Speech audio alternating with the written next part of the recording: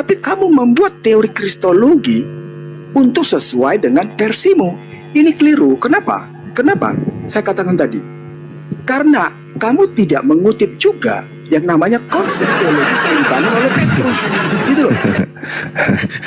Sekarang Anda dudukkan perkara ini dulu, saudara. Anda dudukkan Keluaran 23 yang dikutip oleh Yesus ini di dalam Lukas 24 nomor 44. Kira-kira, sabar dulu. Kira-kira bisa nggak agama Kristen lolos di sini?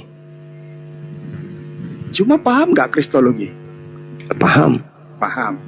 Nah, artinya ada di tengah-tengah itu iman, dan iman itu Ya.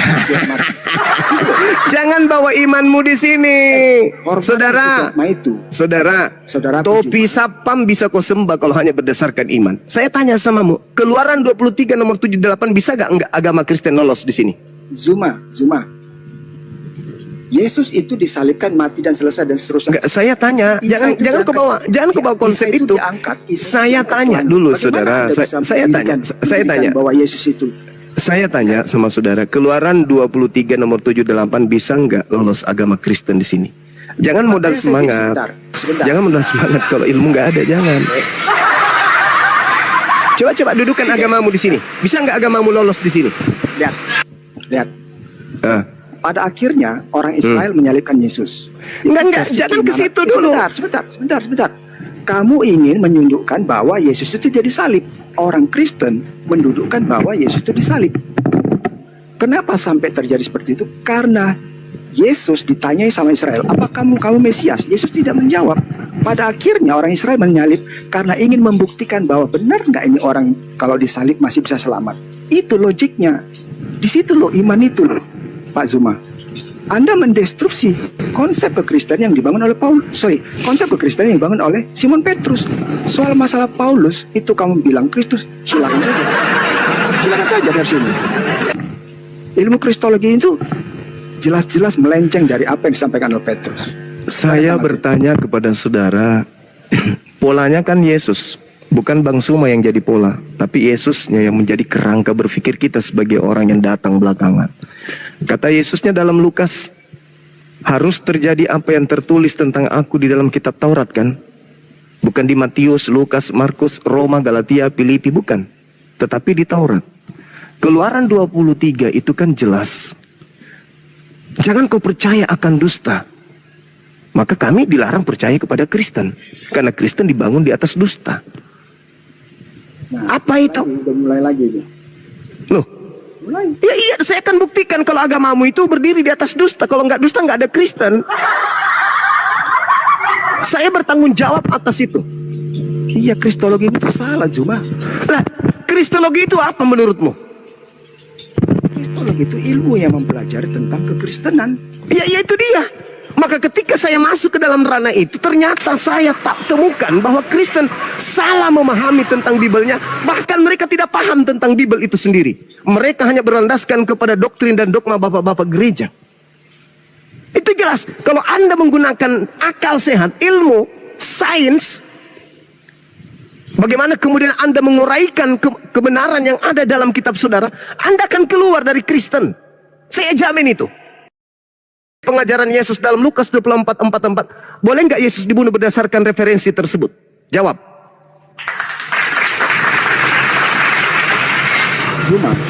Pak Zuma. Hukum Taurat yang ditulis di Perjanjian Lama itu kita keluaran Bang Kores, Bang Kores. Woi. Iya, ditutup aja Dinda. Udah ditutup tapi dibuka lagi. Ya, saya ulangi. Hukum Taurat yang berlaku di agama Kristen, ya. Itu yang ditulis di kitab Keluaran di pasal yang 14 ada 10. Itu berlaku. Tapi dilarang membunuh. Faktanya sampai sekarang ada orang membunuh. Apa hubungannya coba? Hubungannya apa hubungan? Yang saya tanyakan kepada saudara, saya kutip. Keluaran 23 ayat 7 yang mengatakan Anda jangan berdusta untuk mencapai tujuan. Itu memang orang Yahudi pada akhirnya berbohong, mendustakan apa yang dilakukan sama Yesus, sehingga Yesus akhirnya disalib. Di situ kristologinya. Tapi Anda ingin boleh tidak membunuh, boleh tidak membunuh Yesus. Di tengah-tengah itu ada iman. Memalukan sekali. Memalukan kalau hanya berdasarkan. Pertanyaan saya, boleh tidak Yesus dibunuh berdasarkan firman Tuhan tadi? Di mana firman Zuma, ini adalah kisi, referensi yang Yesus bocorkan. Pak Zuma, kita masih bisa berdebat dan berdiskusi ilmu perbandingan agama, tapi hormati iman, sama seperti saya menghormati iman saudara saya orang Muslim. Kalau begitu, hentikan gerakan kristenisasi, gerakan membodohi orang. Saya setuju. Nah, Saya setuju gitu. Hentikan. Lembaga Bible Indonesia, STT, jangan lagi belajar tentang Islam.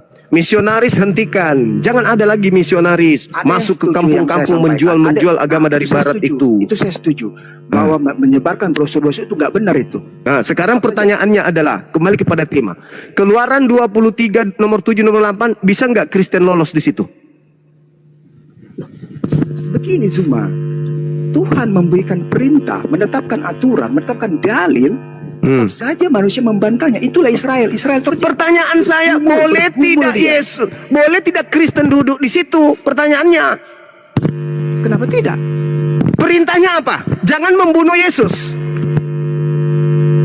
Jangan membunuh. Sebentar, Anda kan menarik Yesus sebagai objeknya kan? Yesus yang mengatakan itu.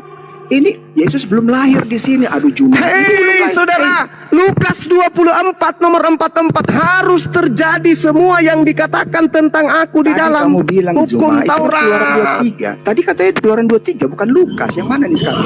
Yesusnya yang menjadikan Keluaran 23 itu sebagai referensi dalam beragama. Harus terjadi apa yang tertulis tentang aku di dalam Keluaran 23 nomor 7 nomor 28. Satu-satu dulu. Keluaran 23 ayat 7. Hah, Jangan menghukum orang yang benar. jangan menghukum orang yang salah dan jangan menunjukkan dusta. Salah Anda. Tadi kan salah. pertanyaannya Jangan membunuh orang yang benar. Jangan membunuh orang yang tidak bersalah. Pertanyaan saya, boleh nggak Yesus dibunuh? Di situ tidak seperti itu katanya. Jangan membunuh orang yang tidak bersalah. Iya. Artinya Boleh nggak yang membunuh bersalah- Yesus? Yang bersalahlah yang dihukum. Oke, boleh nggak membunuh Yesus? Yesus tidak bersalah. Boleh nggak dibunuh? Secara logik Yesus tidak boleh harusnya dibunuh sesuai dengan aturan dalil tadi. Tetapi orang Israel membunuh. Nah, sekarang itu melanggar firman Tuhan atau memenuhi firman Tuhan? Ya kalau kita bicara logik ya melanggar, tapi kan dilakukan juga sama manusia. Melanggar. Berarti agama Kristen berdiri di atas pelanggaran firman Tuhan, betul? Tidak begitu konsep kristologinya. Makanya versimu membalikan untuk mengatakan bahwa Yesus itu tidak disalib. Itu konsep Kristen yang salah. Loh, sekarang kita iakan Yesus disalib. Pernyataan saya jelas. Dengan disalibnya Yesus, apakah itu melanggar firman Tuhan? Secara logik melanggar. Berarti agama Kristen berdiri di atas pelanggaran terhadap firman Tuhan. Setuju nggak? Parsial iya, tetapi Tepuk tangan. Allah memiliki misi. Allah memiliki Apa? misi terhadap Yesus tadi. Apa misi? Coba Anda tunjukkan Itu di mana tadi misi Allah tentang Yesus. Di mana? Itu topik yang luas lagi, panjang lagi. Makanya itu topik yang ada di dalam mimbar gereja. Gak boleh Anda bawa di sini karena itu doktrin, itu dogma. Saya katakan kepada saudara, pelek sepeda bisa Anda tuhankan kalau hanya berdasarkan keyakinan saja. Sayangnya agama Kristen terciduk berdiri di atas pelanggaran-pelanggaran terhadap firman-firman Tuhan. Saya perhatikan Selesai kita kan? Formal mendestruksi kristologi itu sendiri. Loh, Terutama yang apa namanya yang kristologi? Kristologi apa Jelas. kristologi? jelas itu. Jelas. Kalau saya mendefinisikan itu ilmu yang mempelajari tentang kekristenan, oke. Ternyata Kristen setelah dipelajari adalah sebuah agama yang berdiri di atas panji pelanggaran terhadap firman Tuhan. Itu dalil. Anda sudah mengiyakan tadi. Saya juga belajar ismologinya. Saya Tidak ada belajar. urusan loh, Pak. Saya menganggap Tapi saya tidak Anda mau- yang tidak saya mengerti tidak mau tentang mengatakan Al-Quran itu. belajar Islam. Apa bedanya dengan Edis? Apa bedanya dengan Edis? Apa bedanya Saya dengan belajar RK ilmu yang perbandingan. buta Tapi tentang saya Al-Quran tapi menghormati. mengaku-ngaku belajar Islamologi? Saudara, saya Apa menghormati. artinya belajar Islamologi kalau hanya lulusan STT? Sekolah tipu-tipu. Apa? Itu yang saya bilang terminologi STT sekolah tipu-tipu. Jadi memang Jelas. Coba kamu buka. Coba kau lihat bagaimana Islam diajarkan di sana. Apa itu enggak nipu? Bagaimana Islam kalian ajarkan di dalam STT? Apakah kalian tidak menipu? Kamu usul kalau dalam belajar di STT yang diundang tuh ustadz belajar tentang Islam. Untuk apa kalian belajar STT? Untuk apa? Untuk apa kalian belajar Islamologi? Apa untungnya buat kalian kalau bukan untuk menghina dan menghujat Islam? Gitu loh. Apa? Menghujat itu pelanggar undang-undang ya. Nah, itu materi di dalam STT tentang Islam. Itu.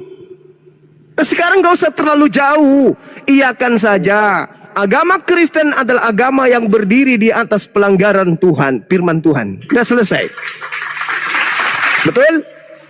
Iya dong. Ya, artinya bikinlah versimu sendiri karena kalau tadi kita bahas mengenai apa yang disampaikan oleh Allah itu dia bikin versimu sendiri. Itu fakta, itu fenomena yang ada. Agama Kristen berdasarkan Keluaran 23 nomor 7 nomor 8 adalah agama yang berdiri di atas pelanggaran pada firman Tuhan. Saya dipanggil dulu ya sebentar ya. Ya, silakan saudara. Kalau hanya modal semangat bos.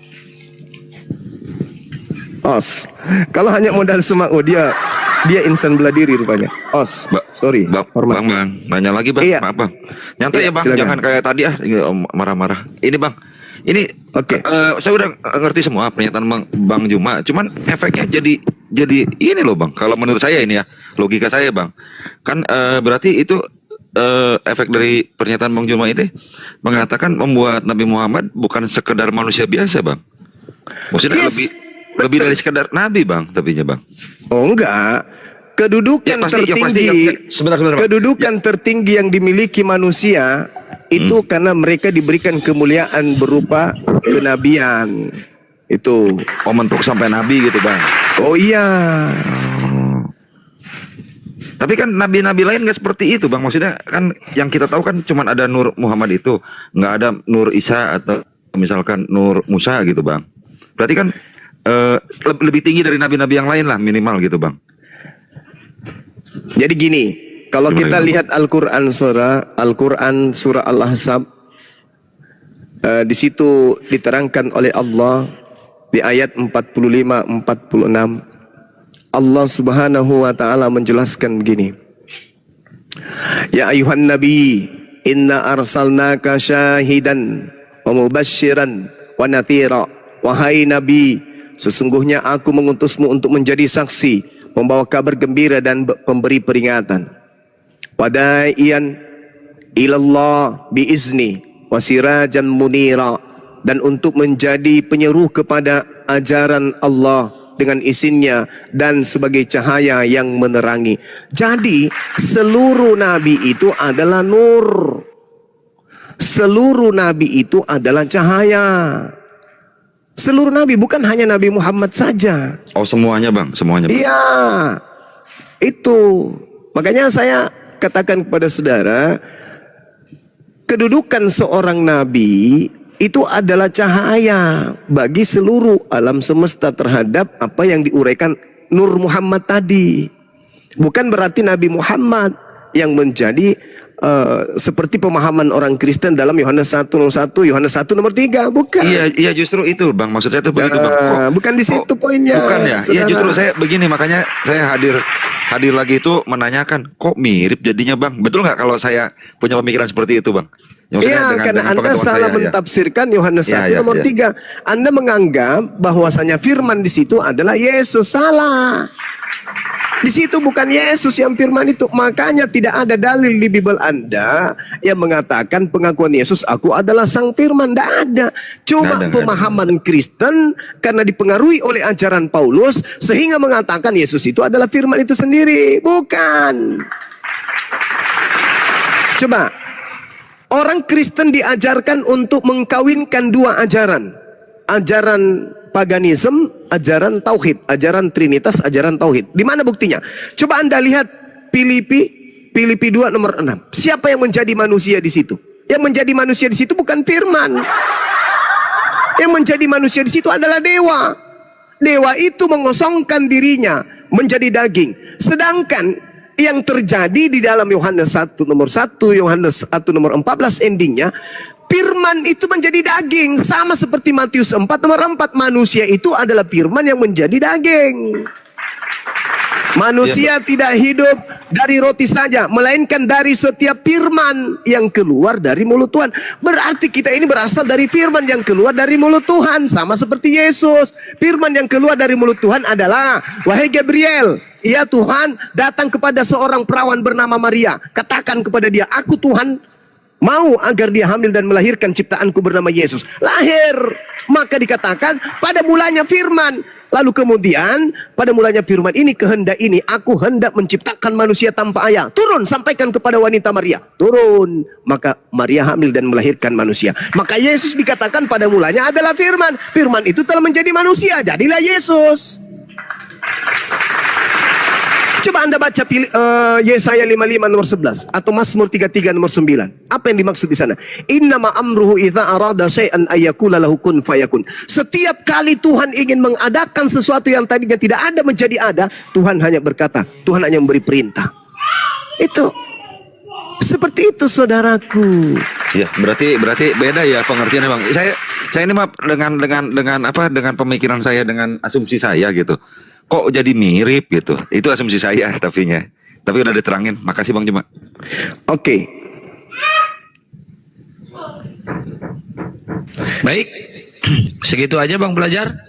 Saya geser ke pasien selanjutnya. Ini ada dari tadi nih Gunung Batu. Iya, segitu aja. Silakan yang lain. Silakan yang lain. Siap. Silakan. Ya, Gunung Batu mau menghujat, silakan. Mau menghujat apa? Nung. Saya kasih waktu 1 menit. On mic lah. Ya lu buka sendiri ngehe. Ngeyel kau di situ yang pegang koma. Mulai gerunda nih. Iya, gerunda. Iya, Zuma. Apa, Dek? Ingat saya kan? Ingat Kristen, ingat kan, kamu, Zuma? iya. Iya, ingat saya. Saya orang yang suka menghujat kau. Zuma, boleh kau jelaskan dulu. Aku sendiri kan Nur gerunda. Muhammad itu seperti apa? Nur Muhammad itu. Sederhana itu dua kata, Nur artinya cahaya, Iya. Muhammad artinya yang terpuji atau Yang terpuji. terpuji. Jadi Nur Muhammad cahaya mulia atau cahaya terpuji. Cahaya yang terpuji. Begitu. Ya iya. Oke. Lu mau apa lagi? Oke. Di manakah kau jelaskan Muhammad itu dulu setara dengan nur cahaya, berarti itu setara dengan Allah itu. Kau harus kau jelaskan dulu. Siapa yang mengatakan Nabi Muhammad itu adalah Allah? Saya tidak bilang Muhammad Terus? itu Allah. Kau kan bilang bahwa Muhammad itu adalah nur. Berarti nur itu setara dengan Allah. Karena apa? Allah itu cahaya. Aduh, Allah itu adalah pemahaman tidak pagan. Pagan apa? Kau bicara dulu. Kau terangkan dulu. Akulah terang dunia. Disembah. Itu Alkitab yang bilang aku adalah terang dunia. Terang dunia itu matahari, bukan Muhammad Yesus. terang dunia. Bukan Muhammad terang dunia. Lucu inti, kenapa kamu yang sewot? Lah saya tanya, yang terang dunia itu Allah, bukan Muhammad. Yang sewot malah kamu, bukan saya. Terang dunia itu adalah matahari. Hei, Alkitab itu sudah mencatat tentang Udah, proses penciptaan. ribut kau. Udah apa kau? Kau. Hei, Al-Quranmu mengatakan pelajarilah. Kasihan kali. Mencari kelemahan Islam nggak akan pernah bisa. Anda membahas tentang Islam, ilmu Anda nggak ada wadah di badan Anda untuk menerima penjelasan Islam Al-Quran. Sulit itu bang. Adalah lebih baik Anda berpikir pencipta langit dan bumi turun ke bumi, isap puting. Itu aja yang Anda pikirkan. Kok bisa? Itu Anda pikir. Kok bisa Tuhan turun ke bumi isap puting? Iseng kali Tuhannya. Enggak terlalu jauh materi Nur Muhammad itu, terlalu jauh. Terlalu jauh.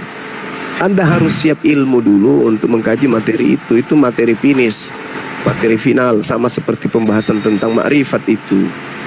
Sedangkan kalian bahaya belajar makrifat. Kenapa? Anak orang aja Anda anggap Tuhan. Bagaimana mau bahas makrifat?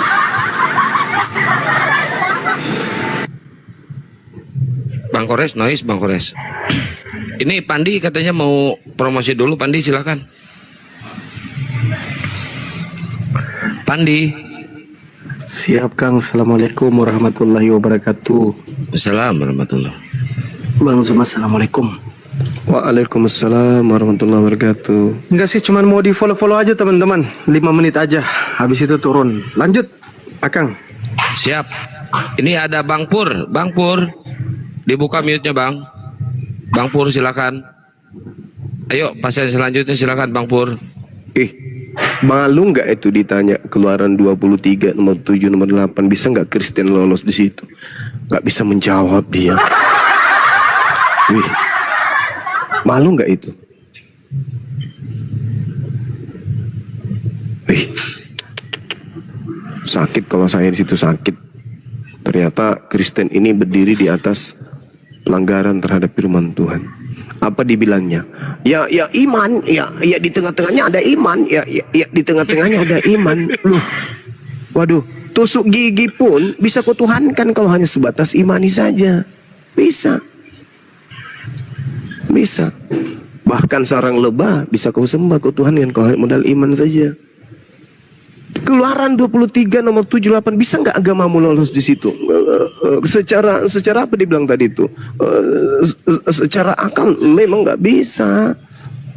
Kan luka sudah kalau digituin. Ya berpikirlah ya adik-adik sekalian, anak-anakku di bawah yang didatangi misionaris, yang kemudian ada wanita-wanita cantik yang diberikan mendatangi Anda untuk murtad. Berpikirlah. Saudara kita Kristen yang kita kasihi saja ini tidak mampu meloloskan agama Kristen di Keluaran 23 nomor 7 nomor 8 ini. Lalu bagaimana Anda mau masuk ke situ? Jangan. Saya kira begitu, sementara saya pamit 15 menit, 10 menit. Nanti kita lanjut lagi ya. Silakan. Siap Burunda. Ayo teman-teman di follow nih akunnya Bang Pandi nih. Di follow ya biar beliau bisa live lagi. Ayo moto, monitor ayo moto. Ayo moto. Ya. Res, monitor res. Masuk. Ya silakan. Ini ada Bang Pur, monitor nggak Bang Pur? Kocak anjir. Yang ini nggak noise, itu 2 noise. Ini nggak noise. Jeros.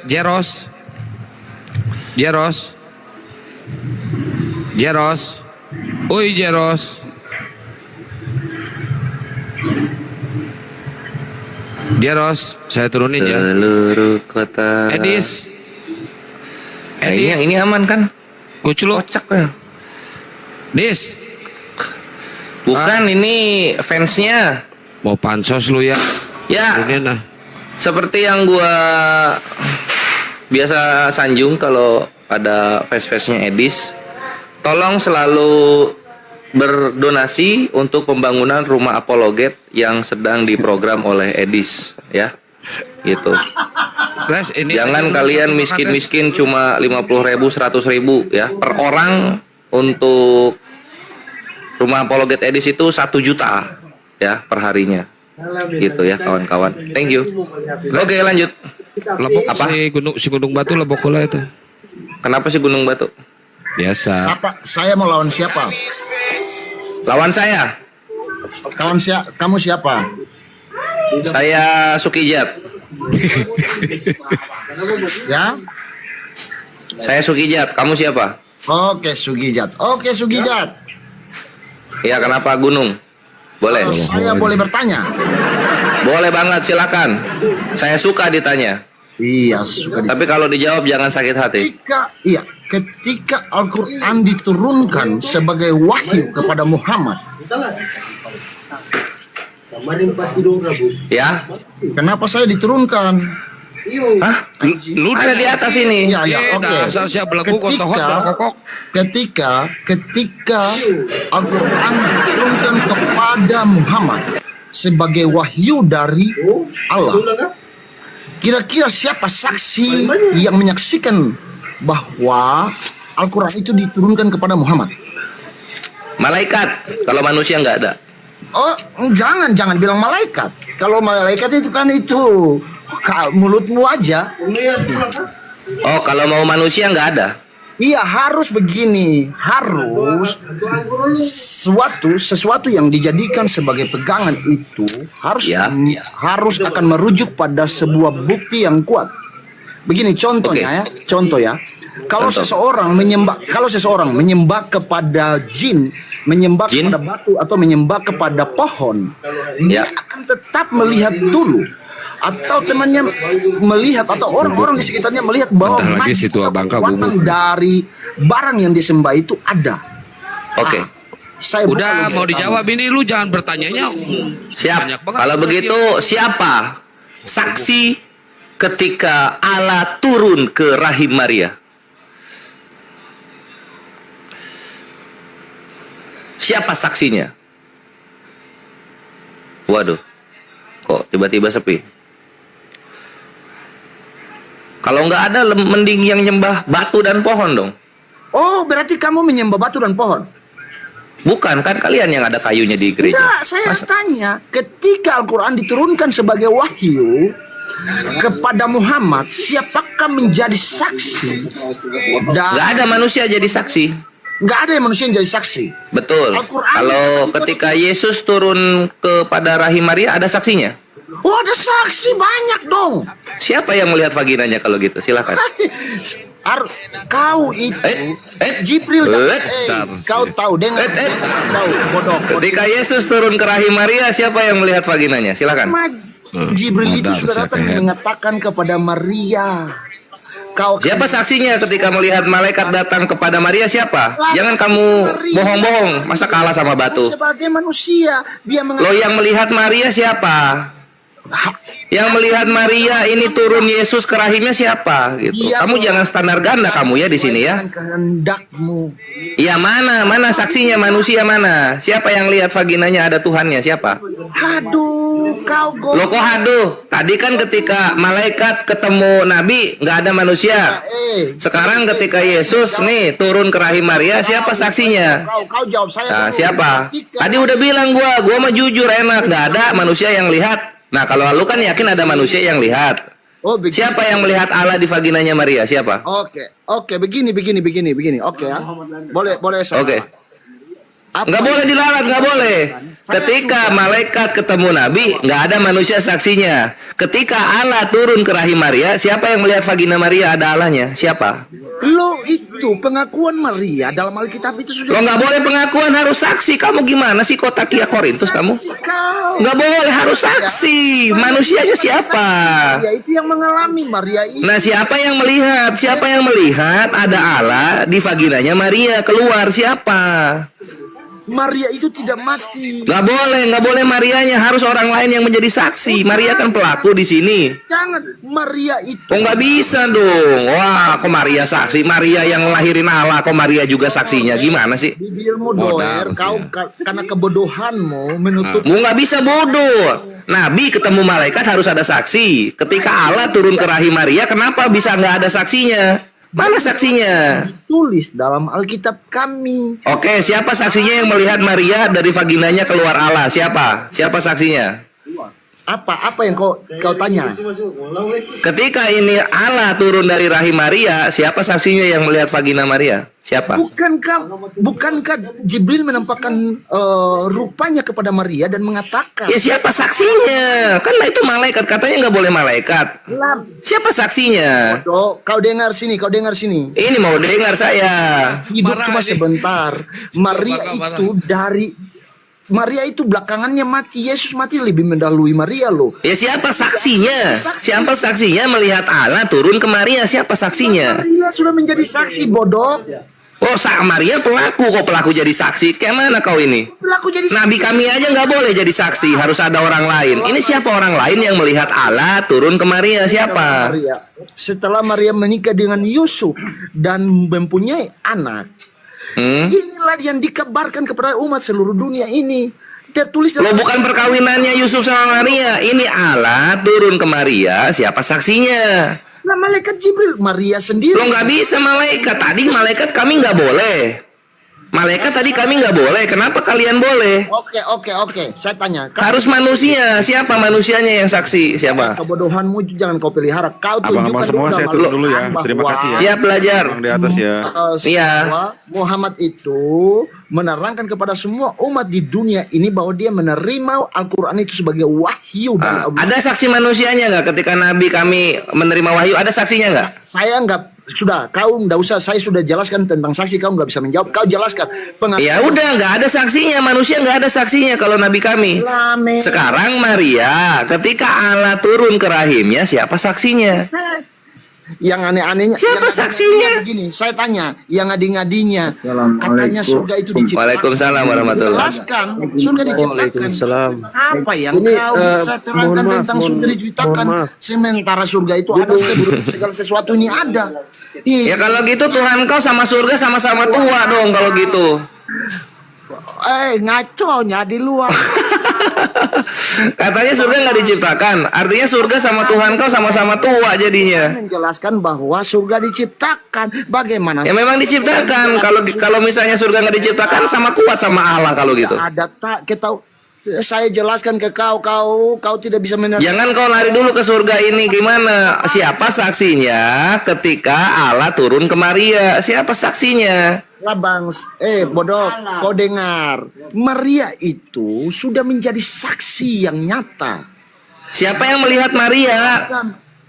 Di rahimnya ada Allah. Siapa saksinya? Oke, saya tanya sekarang. Loh, kau tanya, saya jawab harusnya, bukan saya tanya. Saya jawab. Kau jawab apa, bangsa? Kau jawab. Nggak ada. Siapa saksinya ketika Allah turun ke perutnya Maria? Ini siapa saksinya? Kau dengar sini. Yang mengalami itu Maria. Oke ya, dengar ya, saya jawab ya. Ya nggak boleh yang mengalami menjadi saksi. Nabi kami mengalami wahyu, bukan jadi saksi. Nggak boleh. Ketika Maria mengalami Allah, kenapa Marianya juga jadi saksi? Kau ini takia Korintus kerjanya kau. Melayang-layang kau seperti roh Allah di permukaan air. Ada alasannya kok, jangan kau bantah. Setelah proses itu terjadi, Maria itu kan tidak mati mendahului Yesus. Yesus itu nggak peduli Maria mau cacar, mau tipes, mau nggak mati. Siapa saksinya ketika Allah turun ke perut Maria? Yesus. Siapa saksinya? Jangan kau. Tetapi tidak. Kau ini minta saksi, iman kau sendiri nggak ada saksi. Gimana ini? Menyetubui anak umur 6 tahun dan umur 9 tahun. Tuhan kau itu menggauli anak umur 12 tahun untuk turun ke bumi. Pelecehan seksual Tuhan kau itu. Kau dengar turun ke bumi melalui vagina wanita, bukannya jadi suami, jadi anak. Jangan kau. Mau ke situ kita. Mau ke situ kita. Bagaimana membenarkan tentang Al-Quran adalah wahyu, sementara kau sendiri tidak bisa mengungkapkan atau tidak bisa mengatakan sesuatu yang memperkuat pernyataan bahwa ketika Allah itu menurunkan gua mah jujur enak. Kalian gak jujur. Allah turun ke Maria nggak ada saksinya. Kalian gak jujur. Lah Maria sudah jadi saksinya. Maria bukan saksi, Maria pelaku. Sudah Yesus. Maria ini pelaku bukan saksi. Kalian gak jujur kalian. Malu kalian ya. Nanya-nanya saksi, kalian gak punya saksi. Saksi apa yang kita harus saksikan? Ini Allah turun ke rahim Maria. Ini ada Allah turun ke rahim Maria. Siapa saksinya? Kau dengar nggak proses Maria itu mengandung Yesus? Iya. Siapa saksinya? Di situ ada perjanjian yang dituliskan dalam Alkitab bahwa ini begini Mabre. Kalau misalnya Maria mengandung, itu kan bisa berhubungan bersetubuh kan? Bisa nih, nggak perlu saksi. Tapi karena konsepnya ini Allah yang dikandung, siapa saksinya? Makanya kau masa sama seperti manusia. Kau tahu bahwa Yesus itu dikandung tidak melalui proses biologi persetubuhan manusia, tidak melalui. Artinya ini harus ada saksinya nih. Siapa saksinya? Saksinya siapa? Ya Maria sendiri bodoh. Kok nggak bisa dong? Nabi kami juga nggak bisa jadi saksi sebagai pelaku wahyu. Ini Maria pelaku Allah, kenapa dia nggak punya saksi? Saya tanya kamu. Ketika Yesus mati mendahului Maria, apakah Maria tidak bisa dijadikan sebagai saksi untuk menulis atau mencatatkan seluruh persoalan atau kejadian yang pernah dialami? Yesus mati banyak saksinya. Jawab. Ketika Yesus banyak saksinya kalau Yesus mati. Tapi kalau Allah turun ke rahim Maria, ini mana saksinya? Kebodohanmu jangan kau pelihara. Kau dengar dulu penjelasan. Hai sampah dunia. 1 Korintus 4:13. Siapa saksinya? Ada Allah turun ke perut Maria. Ketika Yesus dilahirkan, Yesus ini mengalami proses dan hidupnya di dunia ini cuma beberapa saat. Maria ini itu nggak aneh, itu nggak spesial. Allah turun ke rahim Maria, siapa saksinya? Itu ada proses. Kalau kita mau bilang pengakuan Siapa yang tanya proses kau? Kau ini melayang-layang terus kau seperti roh Allah. Maria itu menjadi saksi hidup. Siapa saksi hidupnya? Maria itu menjadi saksi hidup loh. Kan Maria ini korban. Korban Maria ini, bukan saksi, dia korban. Siapa saksinya? Ada Allah turun ke rahim Maria. Siapa saksinya? Oke, sekarang saya tanya ke Anda ya. Saya tanya ke Anda. Logikanya Jujur susah jujur ya. Susah jujur ya. lah Maria itu jadi saksi. Nabi kami diterima wahyu, saksi manusia nggak ada. Jujur mudah. Kalian Allah turun ke perut Maria, nggak ada saksi, nggak mau jujur kalian. Nggak mau jujur. Lah Maria itu saksinya loh, bos. Siapa yang menyaksikan Maria ada Allah turun ke perutnya siapa? Saya tanya, apakah kematian Maria dengan Yesus itu berbeda? Di mana Maria ditulis mati di Perjanjian Baru? Kau dengar di sini saya jelaskan. Nanti saya tunjukkan ayatnya. Jangan kau Tunjukkan ayatnya Maria mati. Kau ini ya kau ini macam-macam saja kau. Memang Kau yang tidak tahu Maria tidak pernah ditulis mati di Perjanjian Baru. Jadi kau kembali lagi, siapa saksinya ketika Maria ada Allah di dalam perutnya? Siapa saksinya itu? katanya wahyu dari Allah. Padahal dibilang kamu harus mempelajari kitab-kitab sebelumnya. Ya ini ketika saya mempelajari kitab sebelumnya tidak ada saksinya itu Maria melahirkan Allah. Kenapa kau imani? Kenapa kau harus membenarkan sesuatu yang kalian sembunyikan? Kau harus mengakui. Kenapa ya? Gimana mau dibenarkan kalau tersembunyi? Contoh, mana saksinya ketika Maria melahirkan Allah? Siapa saksinya? Maria saksinya karena Maria Loh kok bisa Maria sebagai korban sebagai saksi? Gimana ini? tahu Yesus itu mati mendahului Maria. Maria itu setelah Yesus mati banyak saksinya. Banyak saksinya Yesus mati. Kelihatan itu. Kau tahu nggak? Yesus itu mati mendahului Maria. Di mana Maria mati di Perjanjian Baru? Yesus mati ada di Perjanjian Baru. Maria mati nggak ada. Kebodohanmu jangan kau bergetar jakunmu bergetar. apa jantung Bergetar jakunmu ya. Baru tahu kau Maria tidak mati di Perjanjian Baru. Baru tahu kau ya. Kau dengar sini, semua proses itu sudah dijalani oleh Maria dan Maria sudah mengatakan itu. Di mana Maria mengatakan dia melahirkan Allah? Dia tidak bisa datang sebagai kapasitasnya orang tua juga. Kenapa? Karena Cuti kerjanya habis dia. menyelesaikan perjanjian yang ada pada dia dengan Yesus dengan Ya di mana dia berjanji sama Yesus gak akan datang waktu mati. Kau ini bohong-bohong terus kau. Tuhanmu itu jangan kau pelihara kau. Mending bodoh daripada bohong. Oh begitu, mending bodoh daripada bohong. Betul. Katakan ya jikalau ya, tidak jikalau tidak. Di tengah-tengahnya adalah setan. Ada bodoh tapi bikin diri pintar seperti kau. Karena hikmat. Kau ini pembohong kau ini. Kau ini pembohong seperti Allah menjadi manusia. Pembohong semua itu isinya. Kau jelas Bohong semua isinya. Tidak ada saksinya itu. ditulis di mana sementara 1962 saja Al-Quran baru dipakai secara menyeluruh ketika Mesias. Kau kitab kau baru ada 2003. Kau pamer-pamer di sini ya. Apa kau? Apa? Injil sudah ada tahun berapa? Coba kau bilang. 2003 kau. Injil sudah ada tahun berapa? 2003. 2003. Tuhan memberkati. Amin. Kau dengan kebodohanmu belajar lagi deh biar kau paham. Kau tuh kitab kau baru ada 2003. Kau sok-sokan kau di sini ya. 2003 baru lahir katanya temennya itu. 2003 baru lahir katanya. Syukur kan baru lahir tahun 2003. Saya itu lahir. Kau kitab kau itu lebih tua saya daripada kitab kau. 2003 baru ada itu kitab kau. Kau umur berapa? Ayo. 51. Berapa? 51 kelahiran 75. Anjing kau saya kelahiran 32 saya enggak bicara apa. Kelahiran 32 kau ikut perang dunia 2 kalau begitu. Saya sudah tua, merenta-renta ini. Saya lawan kau yang anak muda. Mana ada saya ke 75 ini. Open cam lah kita lihat anulah. Nggak bisa open cam. Nggak bisa open cam yang akun yang ini. Iya sih, gunungnya juga nggak bisa. Biar benar atau tidak. Jangan. Aduh, takut identitasmu. Saya nggak takut. Kau 2003 berarti umurnya berapa kitab kau ya? 2003 2002. Baru 22 tahun kitab kau itu. 22 tahun kitab kau. Oh, 22 tahun. Saya lahir. Kitab kau itu baru 22 tahun.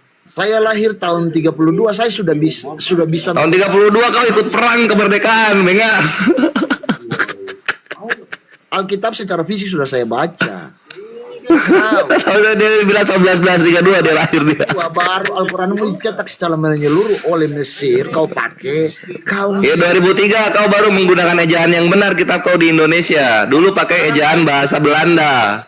Tidak ada yang mengerti di sini. kau tunjukkan bahwa bukti Alkitab kami itu dicetak tahun 2023. Coba. Ngapain kau saja tidak bawa bukti? Lah memang kebodohanmu itu. Kebodohan. Keluarkan lewat mulutmu. Kenapa kau bebas berbicara sedangkan saya tidak boleh? Kau ini standar ganda terus kau. Kau standar ganda. Saya bilang untuk Kau standar ganda. Kau bilang kitabku 1962, kau bilang kitabku 2003, kenapa kau marah? hanya mau menghabiskan kami umat Kristen. Aduh, jangan Pak. Tidak, bukan menghabiskan. Kalian pindah sana, jangan di Jawa kalian. Pindah. Kalian bikin rumah ibadah di rumah-rumah padat muslim kalian, ribut nyanyinya. Oh, begitu. Hei, bos. Perjuangan negara ini. Hei, kau pikir kami ini penjajah? Agama yang dibawa di penjajah? Lah kau ini. Tidak tahu, itu Portugis agamanya apa? Yahudi mungkin. Hei, kau bermimpimu itu terlalu siang, bro. Terlalu siang ya?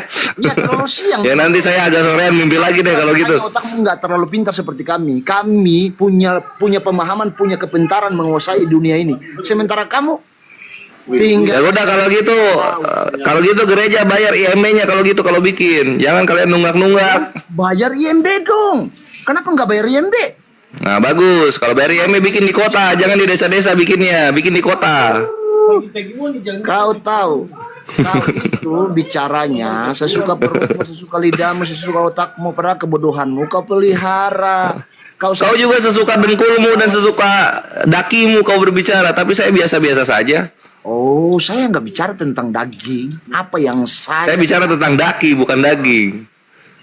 Kau- Sepertinya umur kau dan umur kuping kau beda 20 tahun sepertinya. Hai, Budek sekali kuping kau. Kau mesti tahu, setelah abad ke-6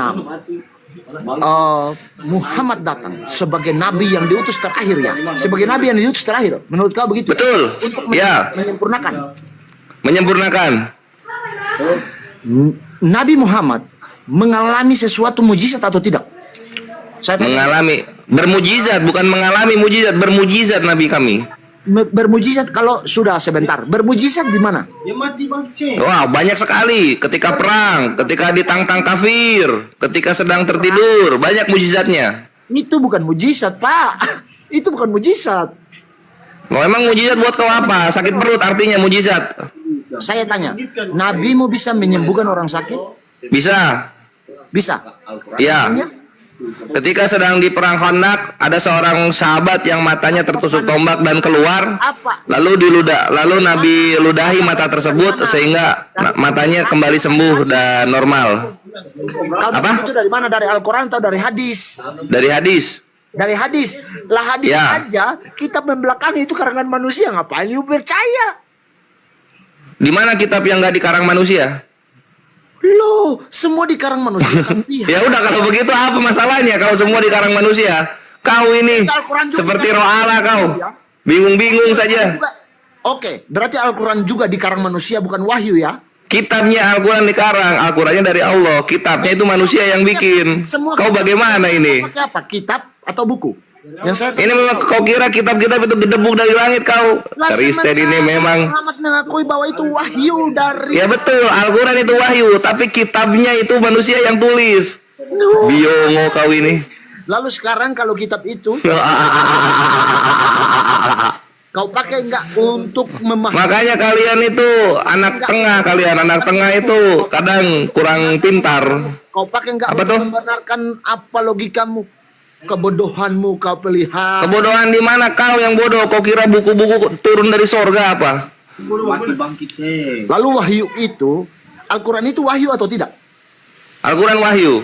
Oke, diturunkan dari sorga. Diturunkan dari Allah kok dari sorga? Dari Tuhan. Kenapa ke sorga dulu? Kepada siapa? Kepada Nabi. Kepada Nabi. Ditulis atau tidak? Ya tidaklah disampaikan wahyu. Sampai, aduh, mimpimu terlalu. Kau ini makanya kau itu Kristen dari Yunani. Kau tidak mengerti bahasa-bahasa Arab. Wahyu itu Arab. Kau tidak mengerti itu. Roh Kudus kau tidak belajar bahasa Arab. Ya memang ngapain mesti belajar bahasa Arab? Iya, kau tidak mengerti wahyu itu. Semua Alkitab di dunia ini diterjemahkan sesuai dengan bahasa daerah masing-masing. Tetapi Nah itu dia, itu artinya Roh Kudus harus belajar bahasa dia. Bukan Roh Kudus yang memberikan bahasa, tapi Roh Kudus ketika masuk ke daerah dia belajar bahasa dia, bimbel. murtad berjamaah karena tidak ada kebenaran yang bisa diberikan. Kenapa kalau banyak yang murtad kalian cuma 6% di Indonesia? Coba Apa? hitung secara statistik data.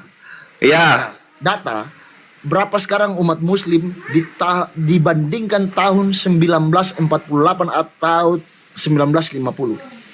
oh di 1950 kami 99. Setelah masa PKI Kristen naik dan kami berkurang. Kau-nya lahirnya tahun 99, makanya kebodohanmu jangan kau pelihara, bodoh. Kau apa-apa.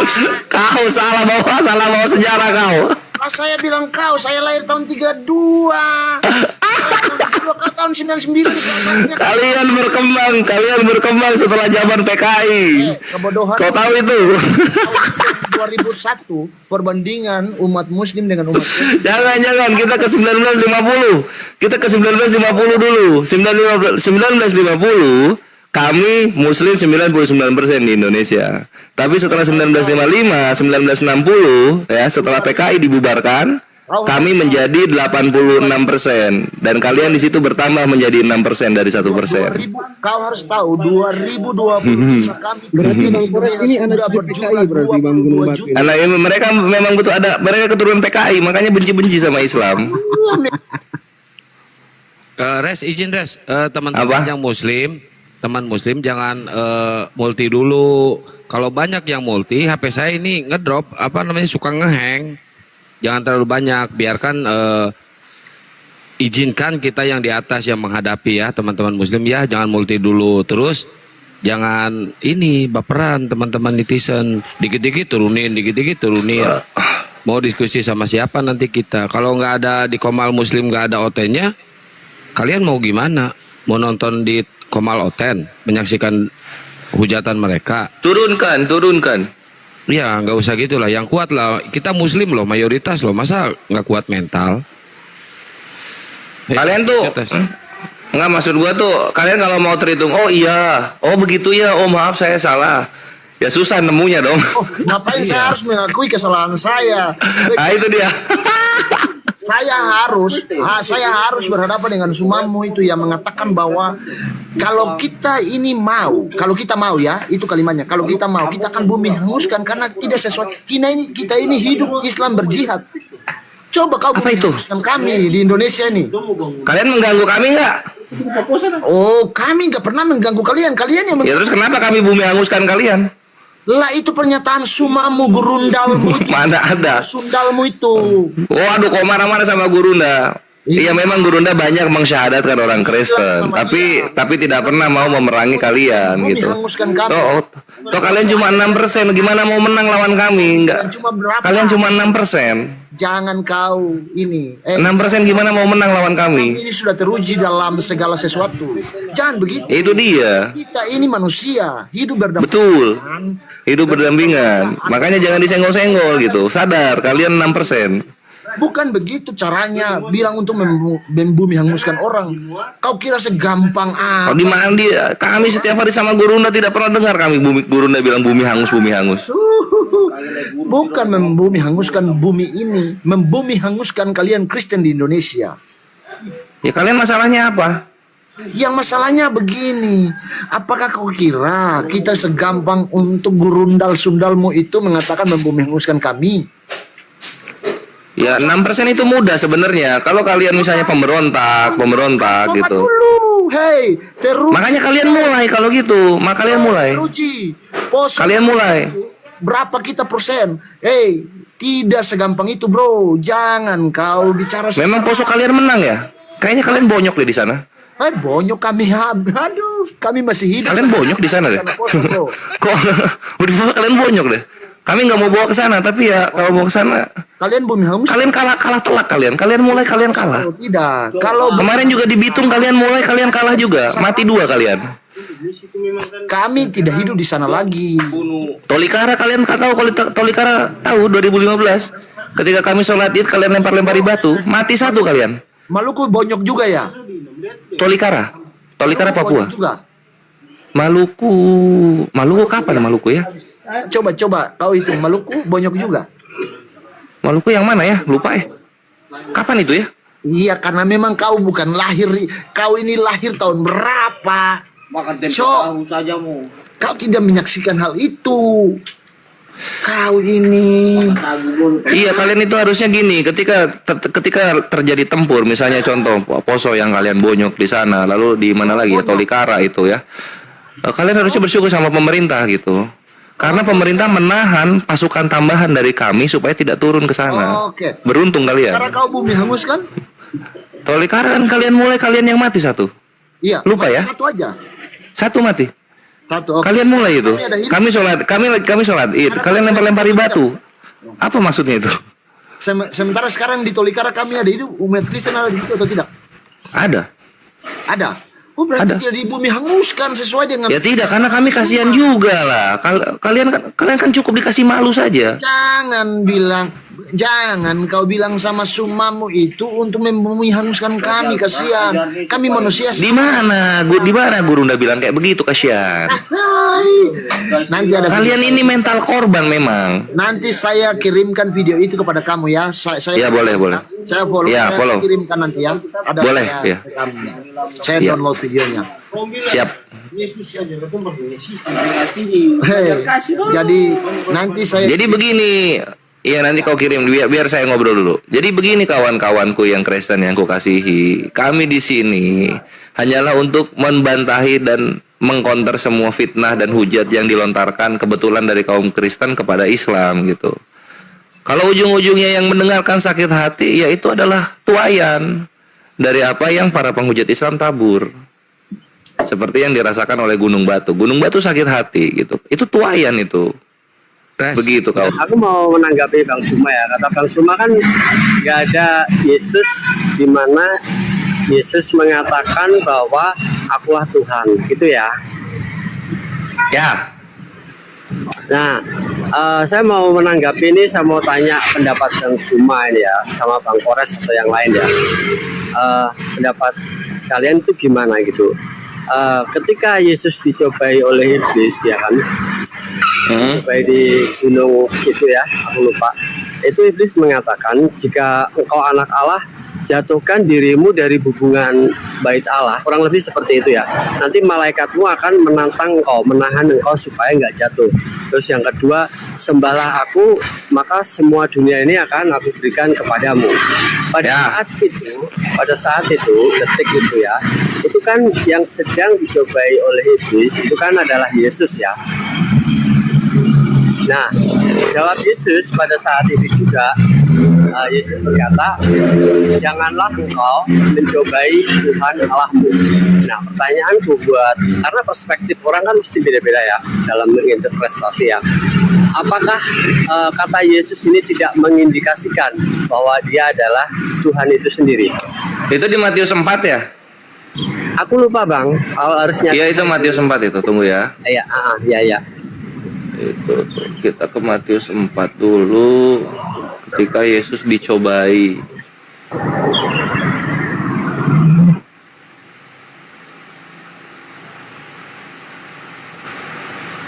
Nah di sini ada salah apa ya, salah ngerti dari kekristenan. Kita baca dari 5-nya ya. Kemudian iblis membawanya ke kota suci dan menempatkan dia di bubungan bait Allah, lalu berkata kepadanya, jika engkau anak Allah, jatuhkanlah dirimu ke bawah, sebab ada tertulis mengenai si anak Allah ini, ia akan memerintahkan malaikat-malaikatnya dan mereka akan menatang engkau di atas tangannya supaya kakimu jangan terantuk kepada batu gitu. Nah, jadi ianya di sini itu Allah, engkaunya di situ itu anak Allah gitu. Jadi Allah tidak akan mendiamkan ketika anak Allahnya ini diganggu. Iya, iya. Nah, di situ Terus? lalu kemudian di Matius 4 nomor 7-nya Yesus berkata, ada pula tertulis janganlah engkau mencobai Tuhan Allahmu. Maksudnya itu jangan elu mencobai Tuhan dengan mengganggu orang-orangnya yang beriman atau yang disebut anak Allah di sini. Gitu maksudnya, Samuel. Tapi itu yang sedang dicobai kan Yesus ya, secara personal ya. Iya, karena Yesusnya anak Allah. Sebagaimana yang dia katakan di Yohanes 10:33. Mengapa engkau salahkan aku ketika aku mengatakan aku anak Allah, kan gitu. Tapi di situ kalau saya melihat itu ketika iblis mencobai, karena secara personal kan yang dicobai detik itu kan Yesus ya, pribadi Yesus ya. Dan Yesus menjawabnya jangan engkau mencobai Tuhan Allahmu. Jadi kalau dalam bahasa sehari-hari kayaknya itu mengarah ke dirinya sendiri gitu loh. Karena yang bukan Allah Bapa. Nah itu kalau misalnya apa ya namanya? Kalau misalnya masih kayaknya masih dicocok-cocokin kayak gitu, itu masih belum kuat gitu. Kan dari iblisnya sendiri, iblis ini mengganggu anak Allah untuk mencobai Allah gitu loh. Tapi kalau saya melihat, karena pribadi dalam Trinitas itu kan ada 3 ya. Sedang yang dicobai iblis saat itu kan Yesus, bukan Bapa ya. Jadi ketika Yesus menjawab, iya, yang dicobai iblis itu adalah Allah dengan mengganggu anaknya. Karena makanya di situ tuh ada engkau iya. Lihat, perhatikan perkataannya iblis loh.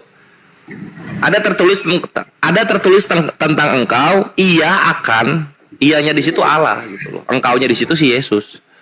iya memang yang ianya itu memang ke Allah Bapa ya. Tetapi yang sedang dicobai bukan Allah Bapaknya sih. Itu jelas Yesus. Memang itu anak Allahnya, kita sepakat di situ. Lalu kemudian kita nggak sepakatnya ketika Yesus bilang jangan engkau mencobai Allah. Nah di sini kan kalau Kristen merujuknya kepada Yesus gitu. Nah kalau yang sebenarnya itu merujuk kepada Bapa. Yesus itu maksudnya ke Bapa, karena nanti bertentangan sama perkataan Yesus di sini. Kita lihat di Lukas 18:19.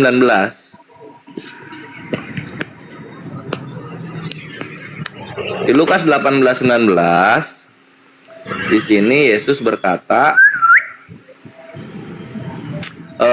ketika ada seorang yang jahat bertanya kepada siapa? Seorang yang kaya bertanya kepada Yesus, apa yang harus aku perbuat untuk memperoleh hidup yang kekal, guru yang baik? Nah, Yesus menjawab apa?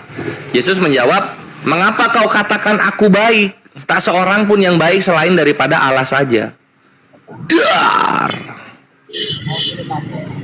Lukas 18:19. Yesus aja di situ sudah menerangkan yang baik cuma Allah. Aku nggak baik kan gitu. Jangan dipaksain Yesus Allah. Yesusnya aja udah ngebantah dia Allah di Lukas 18:19. Oke, bukan masalah ya. Aku mau fokus ke yang tadi dulu karena aku melihat itu mungkin bisa dibahas loh nanti ya. Aku mau fokus ke yang pada saat pencobaan karena itu sesuatu yang simple. Jadi untuk nggak terlalu membutuhkan bentrok. Kalau Kristen butuh banyak menafsirkan. Kalau Kristen, kalau kami simple gitu. Tertulis pakai kata aku, kelar. Nggak pakai perumpamaan atau ini maksudnya. Karena kan gini ya, dalam arti konteksnya itu kan iblis sedang mencobai Yesus kan ya. Dan di situ Yesus menjawab secara langsung ketika setelah dicobai seperti itu juga. Jangan engkau. Ya ngapain iblis yang ngomong mengenai engkau gitu? Kalau misalnya Yesus di situ maksudnya dirinya, ngapain iblisnya ngomong mengenai engkau? Itu seperti gini, misalkan Anda mencobai saya, jatuhkan di dirimu, yang dicobai kan saya, nanti ayahmu akan menolong kamu. Oh ya udah gini aja Samuel lah, kalau lu pengen dapet iya dari gua, ya gua iyakan, dan jadinya Tuhannya dua Allah di sini. Ada dua Allah di sini, ada satu Allah Bapa, satu Allah Yesus gitu. Pagan jadinya, silahkan. Iya, kalau Trinitas itu tiga pribadi kan ya, tiga pribadi. Nah ini maksudnya gini, Samuel, kalian itu curangnya di sini ya. Gua langsung aja nih, kalian itu Trinitas 3 pribadi gitu, tapi yang dihitung hakikatnya. Tapi ketika keciptaan ke manusia yang dihitung pribadinya bukan hakikatnya gitu. Standar ganda kan? Ngerti nggak? Maksudnya bagaimana? Sekarang kita di sini ada berapa nih? 1, 2, 3, 4, 5, 6, 7, ada 7. Ada 7 di sini, ada 7 orang. Berapa hakikat kita? 7 orang. 7 hakikat. Hakikatnya ada berapa? Ada 7. Apa aja?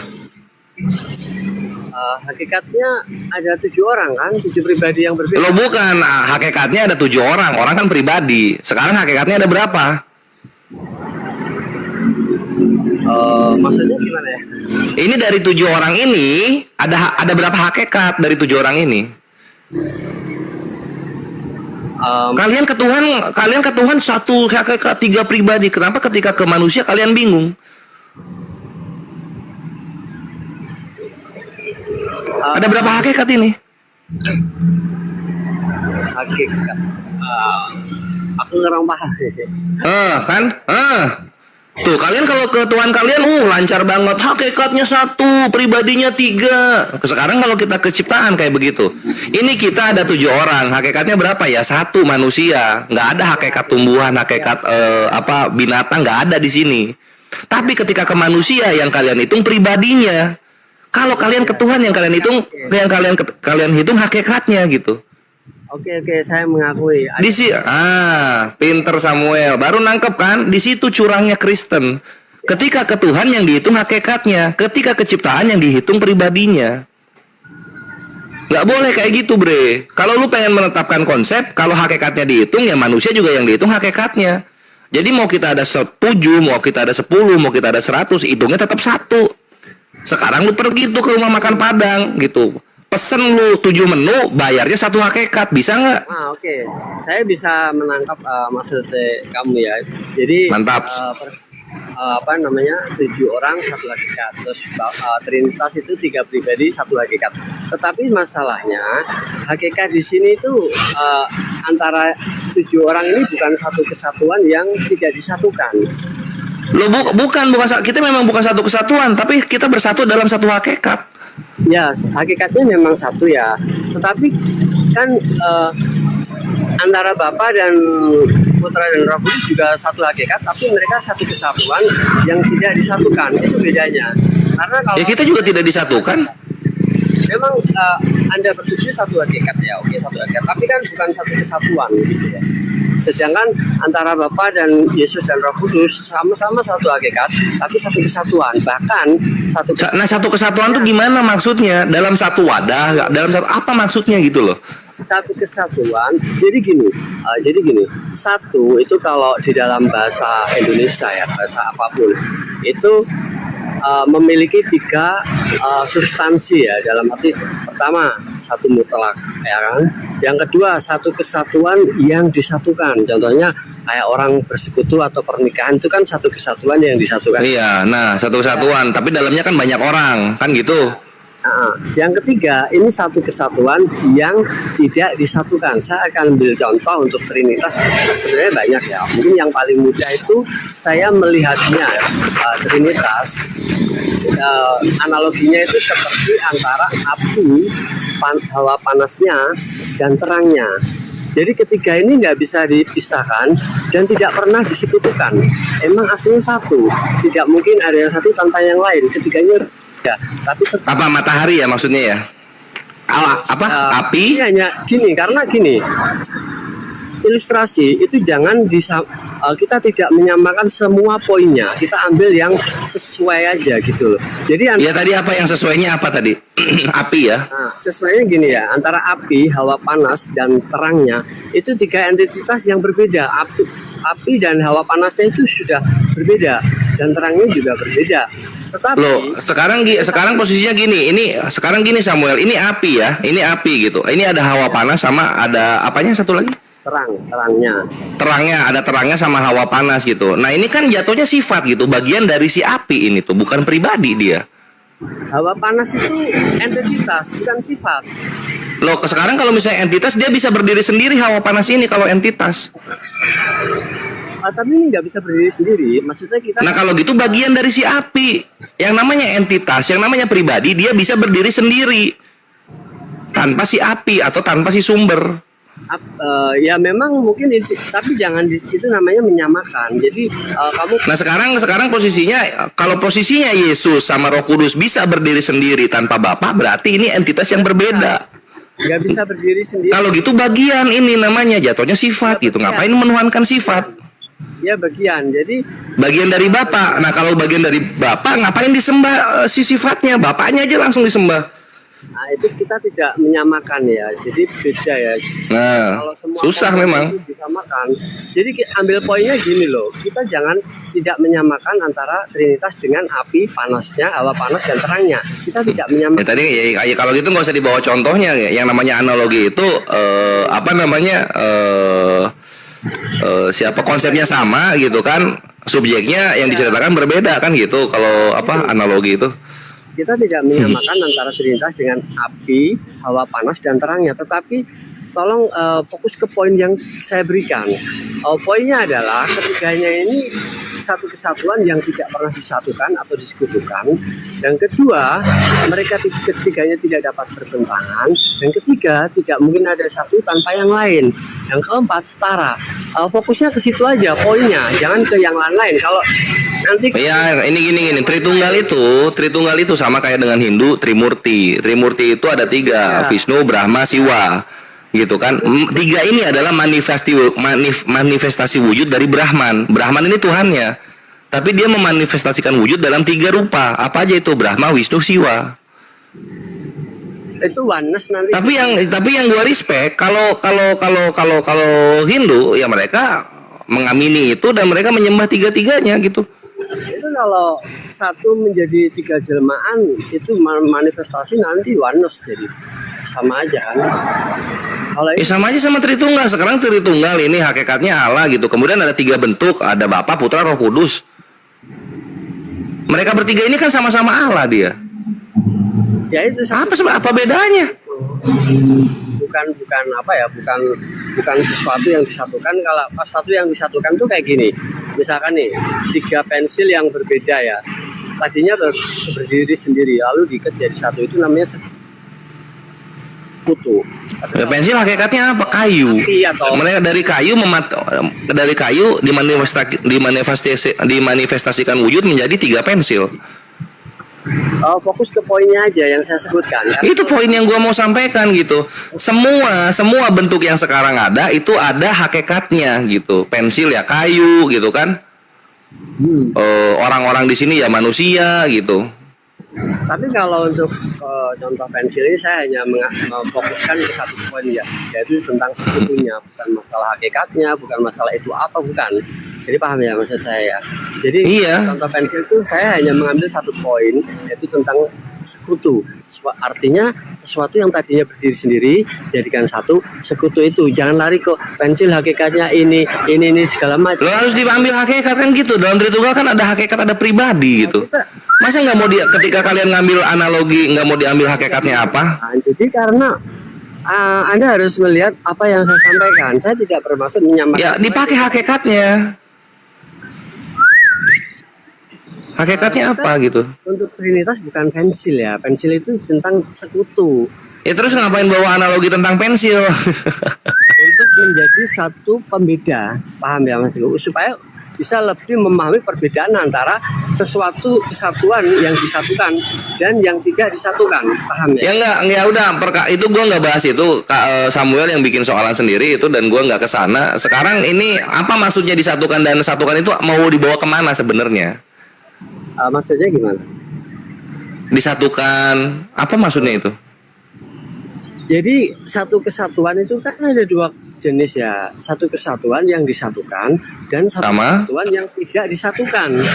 Tidak disatukan. Nah ini Tuhannya Samuel ini yang mana Tuhannya Samuel? Satu kesatuan yang tidak disatukan. Ini saya yang tidak disatukan. Oke, maksudnya apa tidak disatukan itu? Memang aslinya seperti itu. Contoh kita ambil geometri matematika, ada dimensi panjang, lebar, kali tinggi.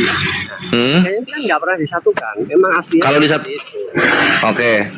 Nah, kan? Atau misalkan seperti apel, ada kulit buah, ada daging, ada biji. Itu kan satu kesatuan yang nggak disatukan. Ini hanya untuk nggak disatukan. Terus antara pensil tadi, nah itu satu kesatuan yang disekutukan. Tadinya berdiri sendiri diikat jadi satu, itu namanya satu kesatuan yang disatukan.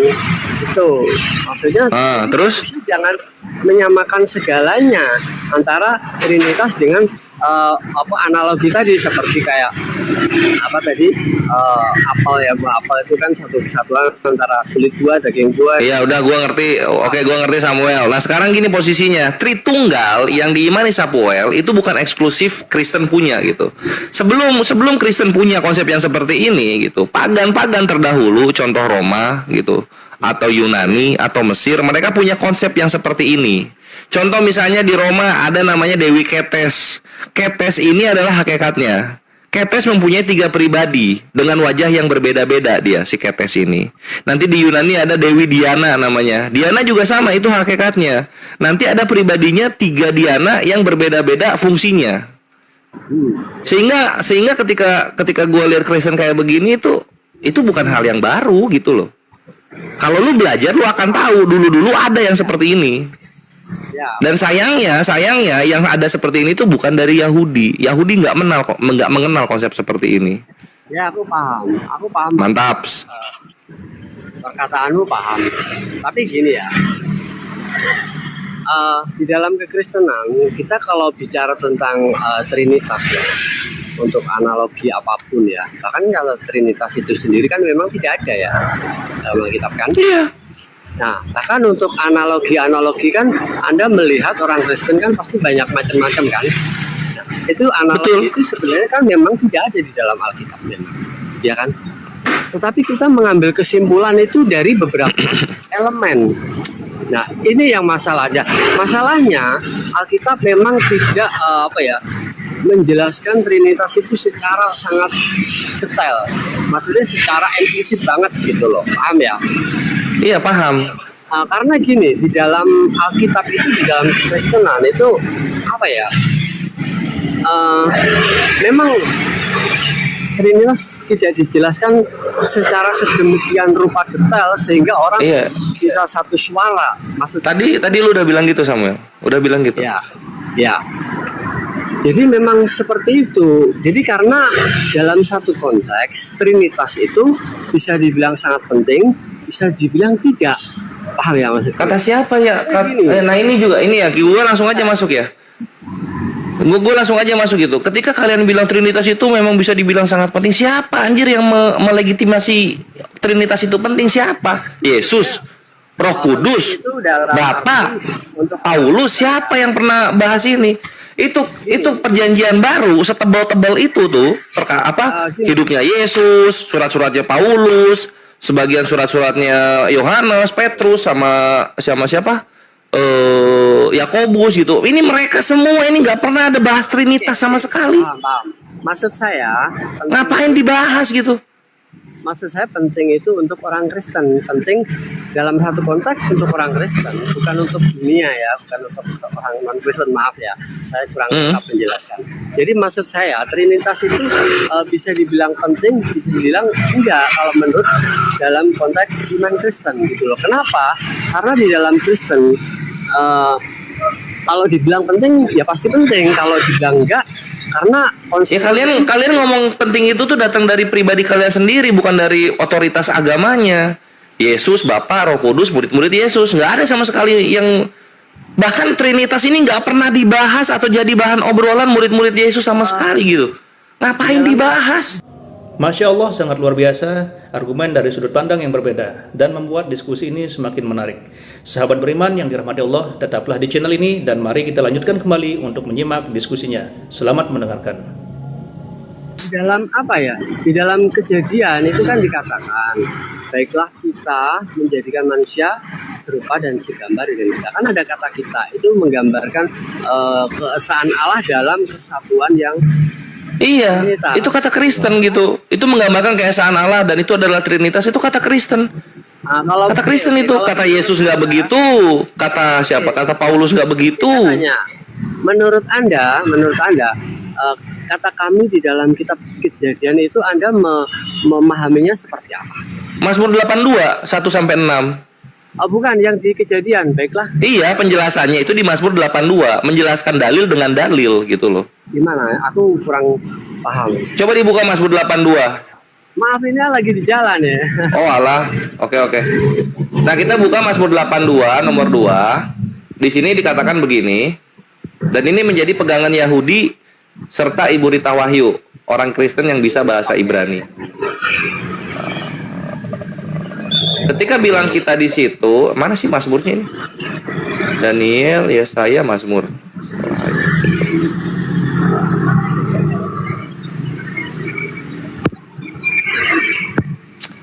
Oke, nah di sini dikatakan begini, 82 nomor 1, Mazmur Asaf titik, Allah berdiri dalam sidang ilahi di antara para Allah, ia menghakimi.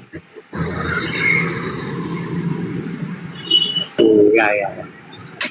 Nangkep ya? Ya, nangkep kamu. Iya, jadi dalam keimanan Yahudi ini terjemahannya memang busuk ini. Allahnya seakan-akan ada banyak. Jadi ketika Tuhan berdiri dalam sidang ilahi di antara para Elohim, ia menghakimi. Nah, Elohim di sini itu adalah para malaikat-malaikatnya maksudnya di situ. Dalam bahasa Ibraninya Elohim di situ. Aku belum membaca ya, maksudnya aku belum mempelajari ya. Karena makanya pelajari secara utuh gitu loh. Ngerti bahasa aslinya, baik Ibrani maupun Yunani, nanti lu dapat kebenarannya, Bre. Gini Bang, oke, aku paham. Tapi gini, mantap. saya ngambil kesimpulan dari keteranganmu ini ya, Mazmur berapa 82 ya. Gini, perbedaannya gini Bang. Kalau kejadian yang tadi saya sebutkan, baiklah kita menjadikan itu kata itu sangat implisit, sangat jelas. Sedangkan di Mazmur 82 itu agak bias Bang. Betul nggak? Agak bias. Enggak. Itu, jadi nggak bias gitu Kak. Karena paham ya? Jadi karena gini, yang lu nggak ngerti berikutnya adalah di dalam Ibrani, dalam kultural budaya Semitik, dalam kultural bahasa budaya apa. Oke. Mau kemana lagi coba silakan. Karena ini kan di dalam kejadian ini kata kita itu kan sangat sederhana, sangat implisit, bukan sesuatu yang mengandung makna kiasan segala macam ya. Sangat sederhana. Ada makna kiasannya kalau dalam bahasa Ibrani, Bre. Ini yang nggak dimengerti Kristen Indonesia gitu. Mereka menganggap kita di situ, kita dalam kultural budaya bahasa Indonesia. Nggak nyambung jadinya. Itu dalam bahasa aslinya apa? Memang ada tahu kalau itu bukan? Ya iya tahu lah. Dalam bahasa Ibrani, dalam kajian bahasa Semitik itu ada Ibrani, Arab, Akadia, Aramaik gitu kan. Lalu ada Hitit, itu ada namanya konsep majestic plural. Majestic plural ini adalah penggunaan kata majemuk yang dinisbatkan kepada orang tunggal sebagai bentuk kehormatan atau sebagai bentuk kerajaan. Itu mana orang Indonesia ngerti, karena kita nggak pernah pakai kayak gitu. Nah, majestic plural ini selain ada di bahasa Semitik, ada juga di rumpun bahasa Indo-Eropa, digunakan di bahasa Prancis. Contoh misalnya orang Prancis ketika nanya apa kabar kepada kamu, comment allez-vous. Apa itu comment allez-vous? Apa kabar kalian? Gitu. Kalau kan harusnya kan bisa comment tout appel gitu. Comment tout appel apa? Apa kabar kamu? Pakai tu. Ini pakai vous kalau Prancis. Di Inggris ada juga we, Edward, the King of England and the United Kingdom. Dia pakai kata we di situ. Majestic plural. Lu menghakimi kitab suci lu dengan bahasa apa? Dengan bahasa terjemahan gitu loh.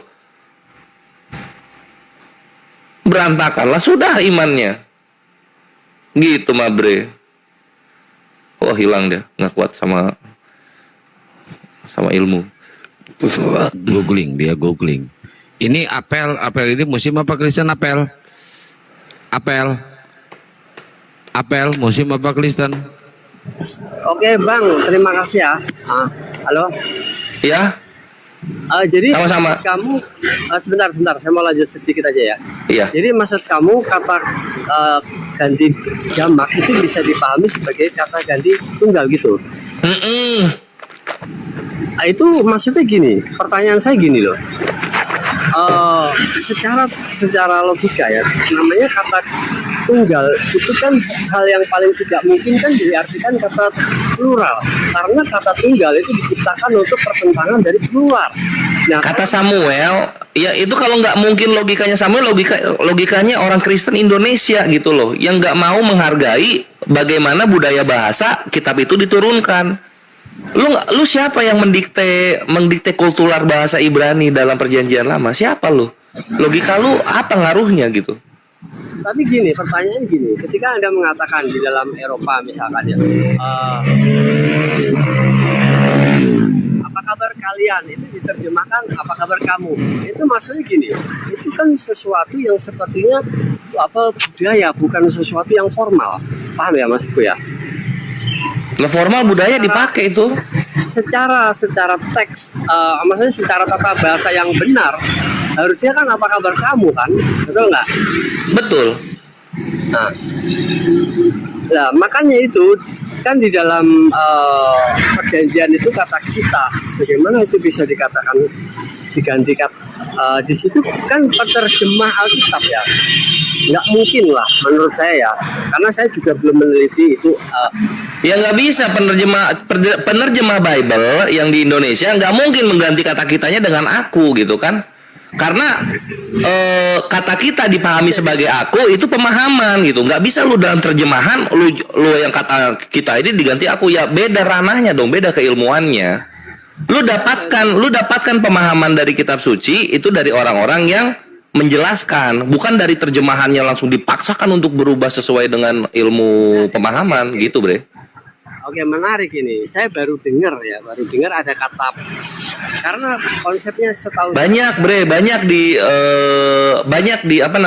di Ibrani itu kata jamak untuk kata tunggal. Contoh misalnya Elohim. Elohim ini kata plural, kata jamak. Kata tunggalnya apa? El sama Eloah. Itu tunggalnya, jamaknya Elohim. Sama kayak juga muka dalam Ibrani. Muka itu dalam bahasa Ibraninya panim. Itu jamak loh. Tunggalnya apa? Pana. Kayak gitu-gitu banyak Samuel. Cuma posisinya lu Kristen Indonesia mencoba memahami kitab suci pakai bahasa Indonesia. Seakan-akan Musa dan Yesus lahirnya di Betawi gitu loh. Oke. Saya pertama gini. Oke, ini saya mau turun ya soalnya kerja ya. Oke, saya pertama kesimpulan saya gini.